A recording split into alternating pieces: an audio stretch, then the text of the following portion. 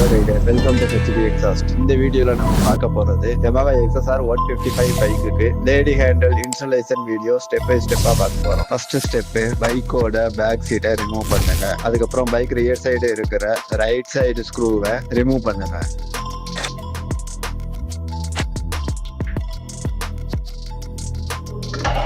இதுதான் lady handle fitting clamp.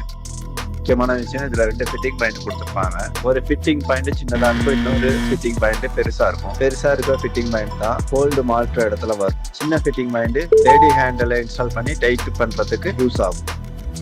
Suppose நீங்க fitting கிளாம்பை மாட்டிட்டீங்க அப்படின்னா உங்களால பேக் சீட்டை கரெக்டா ஃபிக்ஸ் பண்ண முடியாது. இந்த கிளாம்பை எந்த இடத்துல போல்டு ரிமூவ் பண்ணமோ அந்த இடத்துல ஃபிட் பண்ணி ஸ்டாக் போல்டால டைட் பண்ணுங்க.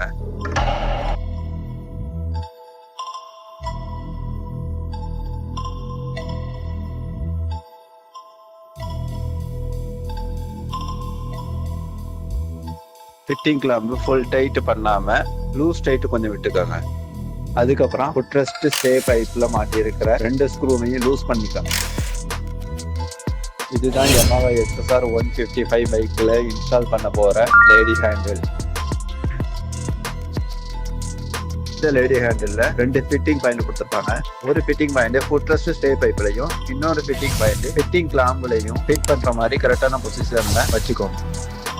அதுக்கப்புறம் ஃபுட்ரெஸ்ட் ஸ்டே பைப்ல இருக்கிற ஸ்க்ரூவை கொஞ்சமா டைட் பண்ணிட்டு ஃபிட்டிங் கிளாம்போட 8க்கு 25 mm எக்ஸ் போல்ட்டை வச்சு லேடி ஹேண்டில் ஃபிட்டிங் பண்ணிக்கோங்க.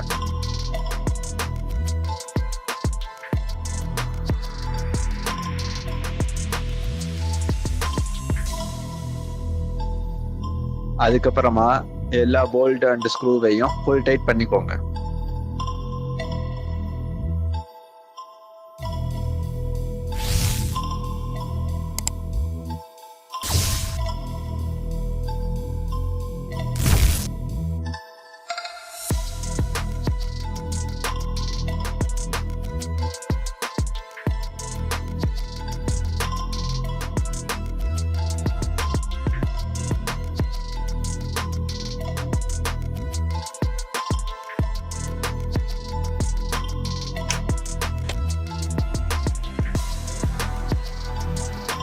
அவ்வளவுதான், நமக்கு தேவையான XSR 155 பைக்கில் லேடி ஹேண்டில் இன்ஸ்டால் பண்ணியாச்சு.